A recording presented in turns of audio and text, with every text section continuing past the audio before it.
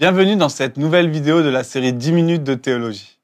Elle a pour titre « Si la Bible est vraie, pourquoi tant de versions ?» La rédaction de la parole de Dieu s'est faite par divers auteurs sur une longue période, dans des contextes culturels, géographiques, historiques, sociaux et politiques différents. De plus, elle a été écrite par des langues anciennes qui ne sont plus utilisées aujourd'hui, en hébreu ancien et en araméen pour l'Ancien Testament, et en grec ancien pour le Nouveau Testament. Telle qu'elle a été écrite à l'origine, la Bible ne peut pas être comprise par tous les hommes, mais seulement par ceux qui ont étudié ces langues et également leur contexte et culture. Dans un souci de rendre la parole de Dieu accessible au plus grand nombre, les traductions ont commencé à voir le jour. Très tôt, au IIe siècle avant Jésus-Christ, il y eut une première traduction de l'Ancien Testament en grec. Cette traduction, Jésus lui-même l'a utilisée, et on l'appelle la Septante. Un deuxième texte de référence a été une traduction en latin en 405 après Jésus-Christ, appelée la Vulgate. Et sur ces textes de référence, on a vu l'apparition de nombreuses traductions, notamment au Moyen-Âge, et cela a grandi de manière exponentielle avec la création de l'imprimerie par Gutenberg en 1450.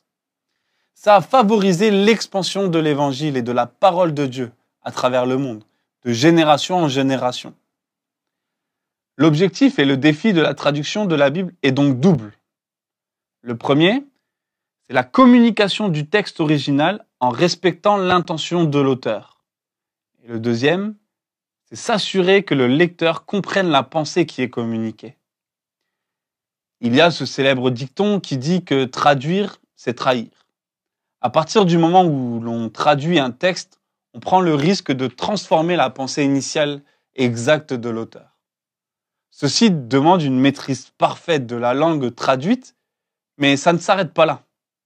Le traducteur doit prendre en compte le contexte historique, les représentations qu'il y a à cette époque derrière les mots, et le contexte littéraire. C'est ce que l'on appelle le travail d'exégèse biblique. Une fois arrivé là, on n'est qu'à la moitié du chemin. Il nous faut maintenant nous assurer que le message et la pensée vont bien rejoindre le public, le cible, en utilisant un langage qu'il peut comprendre. C'est ici que chaque traducteur est confronté à un choix de traduction. Alfred Kuehn, théologien, classe les différentes traductions en 3 groupes. Les traductions littérales, les traductions libres et les traductions à équivalence dynamique. Nous allons détailler ceci. Il y a d'un côté, les traducteurs vont essayer de traduire le texte en étant au plus proche du texte hébreu ou grec. On a ainsi une traduction dite littérale ou à équivalence formelle. Ce type de traduction cherche à rendre fidèle la structure et la syntaxe des textes originaux. Nous pouvons dire que c'est une analyse mot pour mot.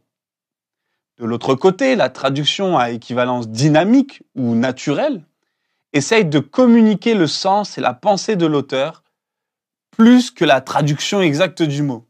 On est là dans une traduction de pensée pour pensée, puisqu'on essaye de rendre compréhensibles des mots et des expressions bibliques par des équivalents clairs et contemporains dans la langue cible. Prenons un exemple pour illustrer ces 2 premières catégories. Nous allons lire le texte de Romains 12, versets 1 et 2. La première version que je vais vous lire est une version Louis II, qui est une version considérée comme littérale. Je vous exhorte donc, frères, par les compassions de Dieu, à offrir vos corps comme un sacrifice vivant, saint, agréable à Dieu, ce qui sera de votre part un culte raisonnable. Ne vous conformez pas au siècle présent, mais soyez transformés par le renouvellement de l'intelligence, afin que vous discerniez quelle est la volonté de Dieu, ce qui est bon, agréable et parfait. Le second texte que je vais vous lire est une version de la Bible en français courant, qui est une version à équivalence dynamique. Frères, puisque Dieu a ainsi manifesté sa bonté pour nous, je vous exhorte à vous offrir vous-même en sacrifice vivant, réservé à Dieu ce qui lui est agréable. C'est là le véritable culte que vous lui devez. Ne vous conformez pas aux habitudes de ce monde, mais laissez Dieu vous transformer et vous donner une intelligence nouvelle. Vous pourrez alors discerner ce que Dieu veut, ce qui est bien, ce qui est agréable et ce qui est parfait. Voici l'exemple de deux versions qui parlent du même texte, ayant choisi des chemins différents pour la traduction de ce texte de Romains 12.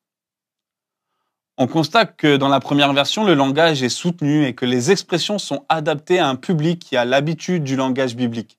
Alors que dans la deuxième version, le langage est plus courant et la traduction s'assure que le lecteur saisisse bien le sens. Exemple, le culte raisonnable dans la version seconde devient véritable culte réservé à Dieu et qui lui est agréable dans la version français courant. Renouvellement de l'intelligence devient donner une intelligence nouvelle et le siècle présent est traduit par les habitudes de ce monde.